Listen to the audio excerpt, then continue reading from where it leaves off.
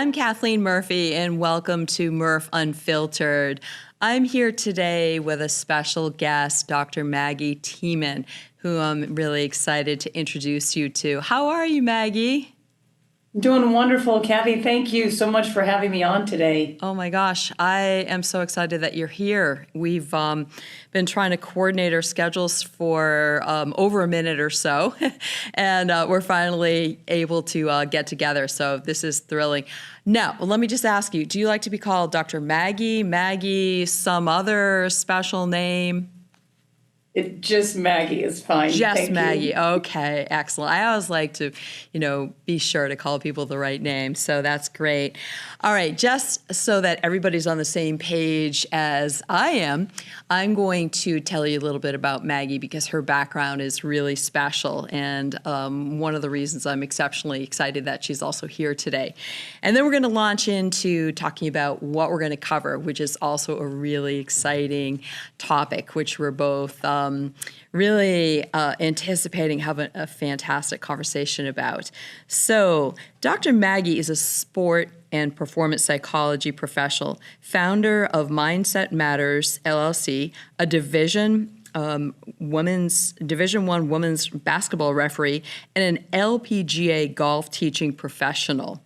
Prior to this, Dr. Maggie taught physical and health education in Connecticut and coached field hockey, basketball, and softball.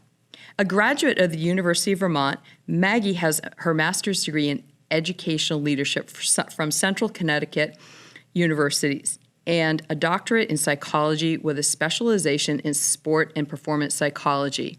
She is also the coordinator of Division I field hockey for America East, Division II Pennsylvania Schools Athletic Conference, and Division III field hockey officials for the Empire 8 State Universities of New York, Centennial, MAC, Commonwealth, and Freedom, and United East Conferences.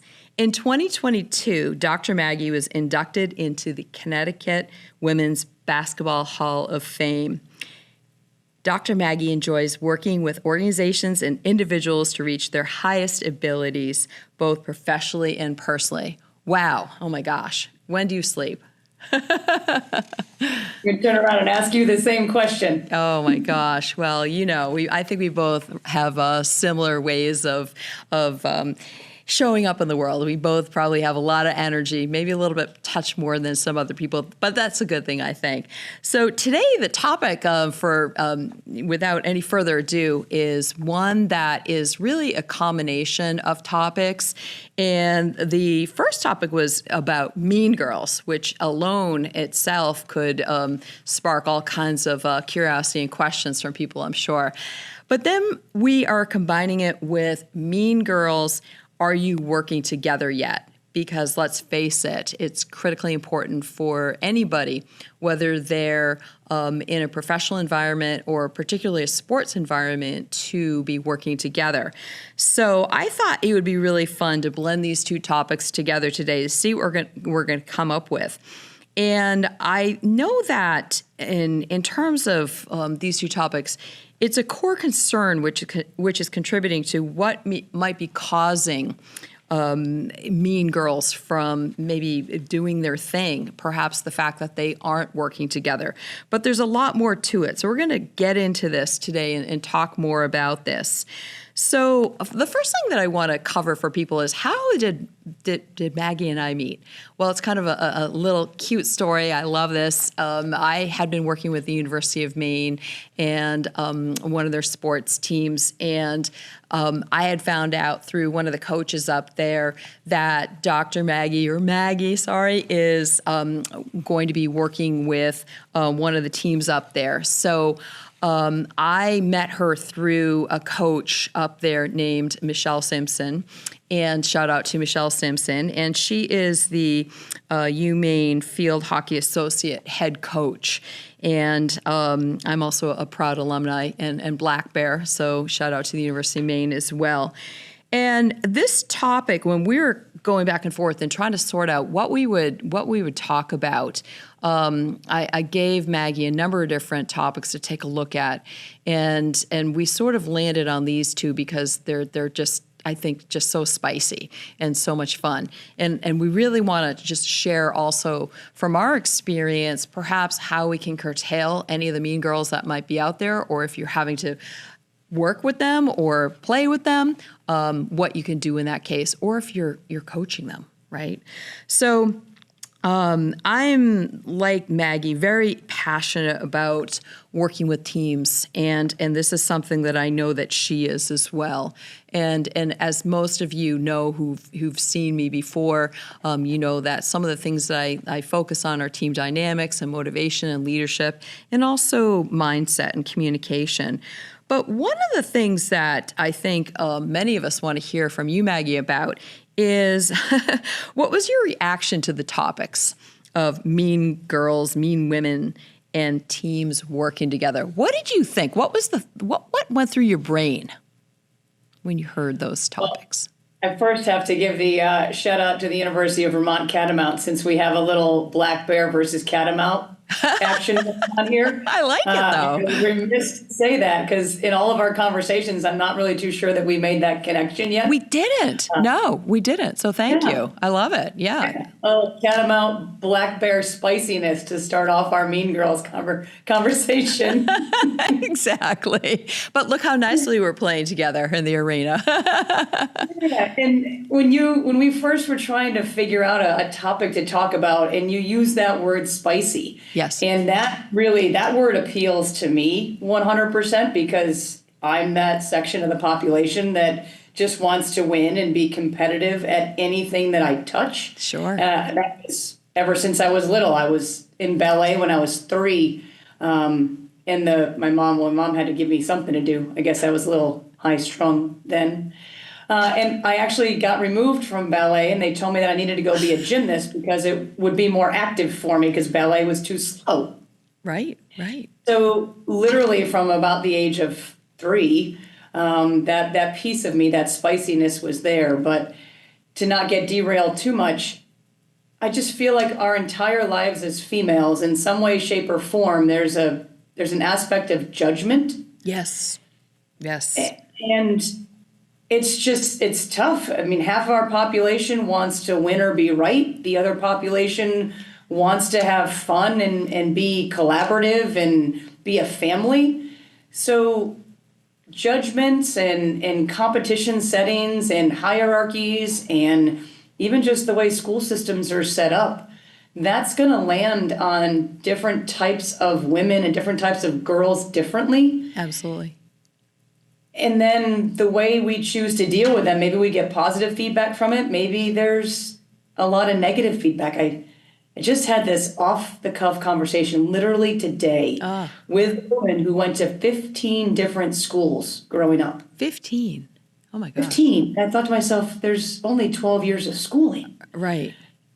But she's like, it was constant judgment. Mm-hmm. She's like, I was such a nice person, but I was forced to be mean sometimes just to kind of put my foot down. Right.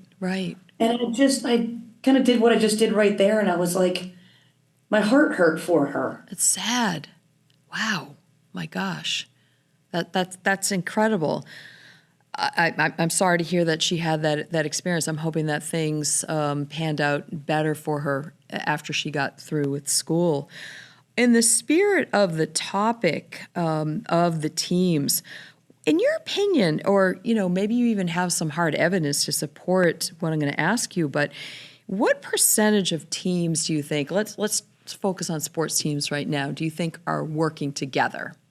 And working together collaboratively and not dysfunctionally. They're highly functioning teams. What percentage would you think, in your opinion, that number might be? I'm going to positively say 100%. All right. Because they want to work together. They want to. They want now, to. The number of teams that actually work together, maybe half. I think maybe we'd be pushing it when it comes to half. And then depending on your season, if you're talking about a fall sports team, by the time mid-October hits, right, percentage could be a lot less. They start out gung-ho. Yes. Middle of February with a basketball team after they've been with each other for 40 straight days. I mean, there's only so much female estrogen we can handle with each other. But I really do think inherently that teams and players, they know that working together is a vital part of their success. They do. But once again, that individuality, where do I fit in that puzzle? Am I a first-year student all the way through a graduate? Do I feel like I'm getting the playing time that I deserve? Do I feel like I'm being respected? Did I just have a conversation in the locker room with a teammate who made me feel poorly? Right. All of those little things can potentially erupt into a bigger thing that allows teams to not work well together. And then we have the, oh my goodness, we're not doing something together, we have to fix it. Yes. Moment. And if we try to fix something, then we tend to mesh the person with the behavior and more bad feelings erupt. So teaching and educating teams about individual personality and behavior styles, Yes. and then allowing those to separate the person from the behavior, I think is one of those key pieces that I'm sure we'll get into talking about. But inherently, I do think that all teams want and know how much working together is going to help their ultimate performance. Without a doubt, and I don't think anyone signs up to be on a dysfunctional team or a team that isn't working together. And yet, so many people, probably, I would say it's probably close to 100. You're really a unicorn and an anomaly if you haven't been on a team that didn't have at least some problems. So most people will have experienced some dysfunction of being on a team. It's really a matter of what do you do to try to either prevent that from happening or fix it when it occurs? Like you said, just the nature of people being together so much, and people get tired and they get into their season, and depending on what sport you're playing, some of the sports feel as if they must be playing double the amount compared to other sports. You look at football teams, they've got under, say, let's just say 15 games a season, where you've got a hockey team that might have 40 or 50 games in a season. So the times that they're together are very different. So you're going to potentially have different outcomes there. I'm curious. I didn't ask you necessarily when we talked initially. And I apologize if I'm, asking you this question again, but I think also for the benefit of the audience, I would rather hear it again from you in terms of why you became a sports psychologist, because I just think it's such a fascinating profession. Oh, well, gosh, I emulated a woman who was my principal, and she had gotten her doctorate in educational leadership, and it was Dr. Carissa Niehoff. It still is Dr. Carissa Niehoff. And she was my absolute idol when I was an athlete. And we had pretty successful teams when she was coaching. And when I started to coach, our success didn't necessarily happen very quickly, if at all, in some of the sports that I coached. And I was always fascinated as I continued to coach that would have these teams that had phenomenal athletes on them. Sure. And we would end up underperforming or losing in the first round of a state tournament. Sure. And then I'd have groups of teams that average bunch of kids. Yes. No superstars, no Division I athletes, no scholarships. And we went 21-0. I love that. Thinking of myself to that fixing point, I'm like, I got to fix this. I'm a problem solver, right? Yes. And I realized that you don't run a mile once to get in shape.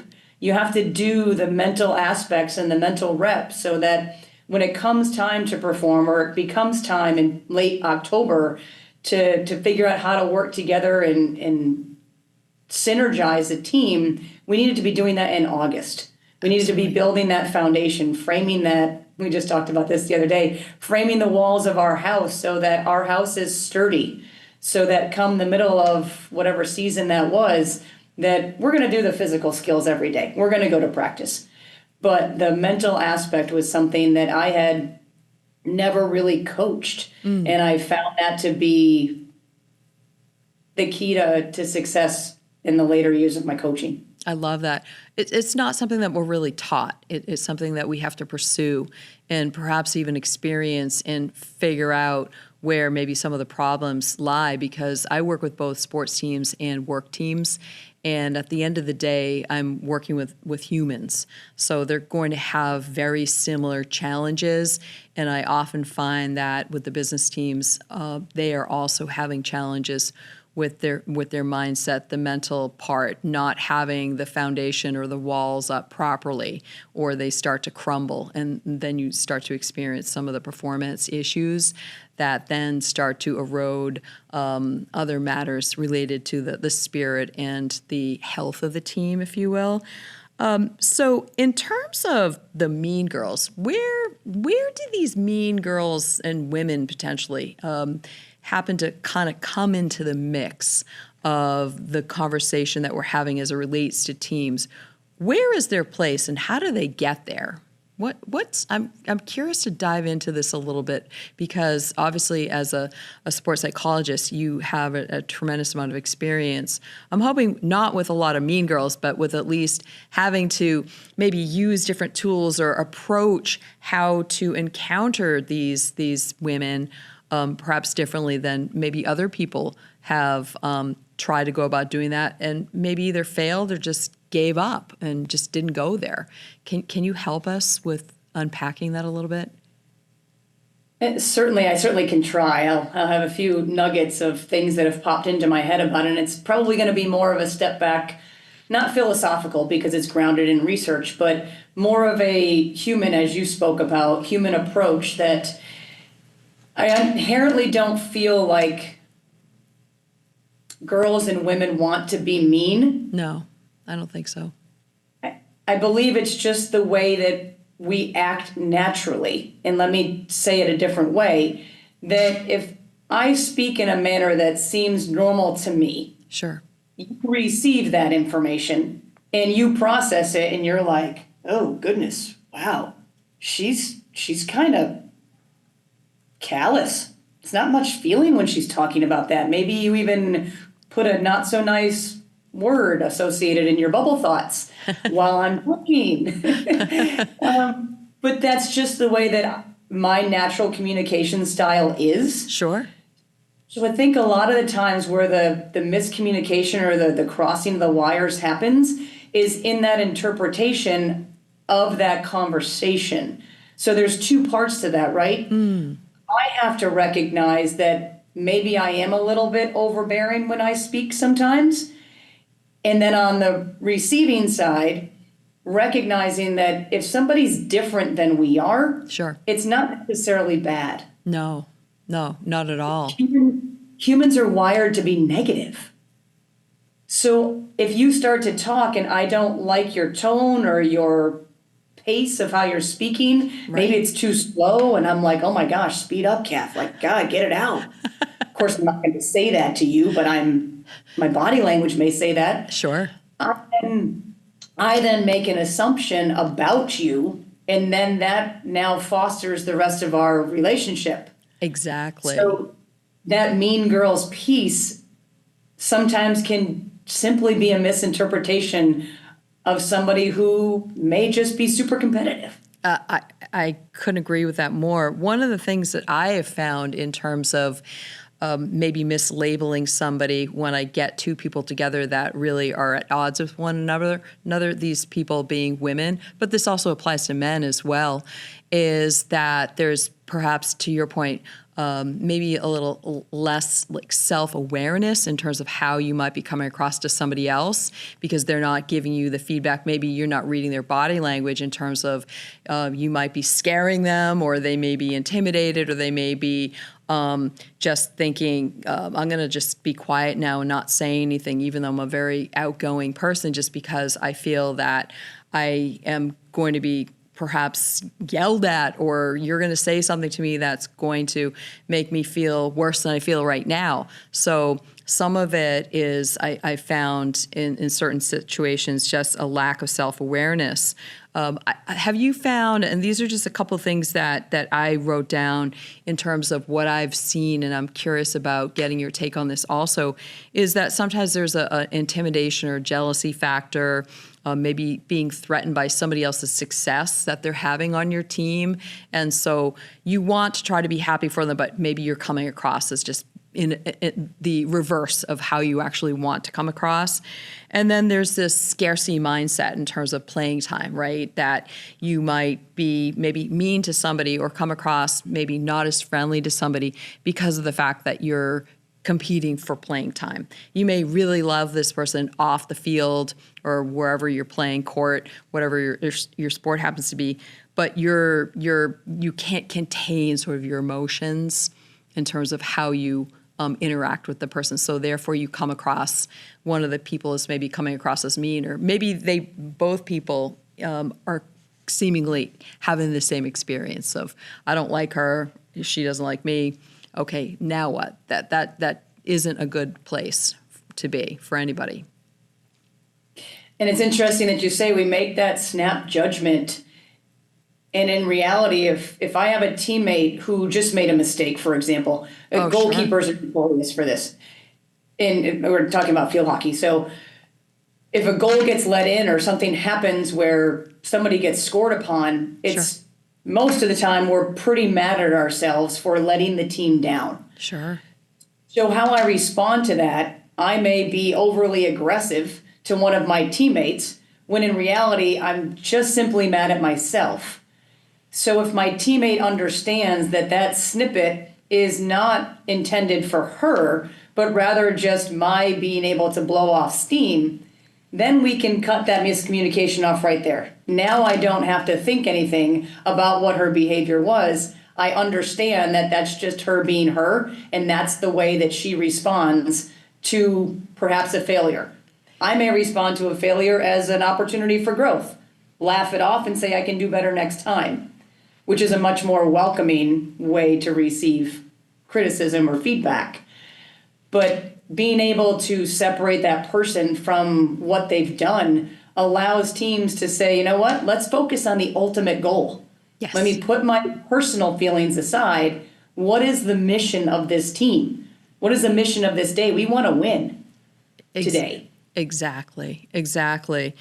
And I think that when people say things that perhaps they might regret also, I think something that I share with people is, independent whether it's sports or in business, I'll ask them to ask the other person, what would you like me to do with that communication, especially when it's something that comes across as pretty negative and maybe hurtful also, right? So it gives the other person an opportunity to explain perhaps why they reacted the way that they did, why they said that what they did, why their body language is as such, so that you're not misinterpreting it. So you have a different sort of lens in terms of how they are kind of operating in a competitive situation, which I think can be just really, really stressful when you don't have that opportunity to say something like that, or you don't even have the words to even know how to confront somebody. You just kind of take it in, and then it just festers, and then that just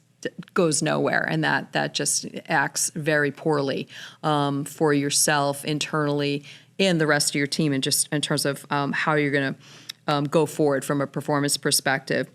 One of the things I wanted to also have us kind of each talk a little bit about is, what are some of the most satisfying things relating to our career in terms of how we would help teams and help perhaps mean girls or mean gentlemen for that matter turn things around and also ultimately work better together. What's something that comes to your mind in terms of what's satisfying about turning a team around that's really problematic? I feel like I want to turn this question over to you and have you answer first.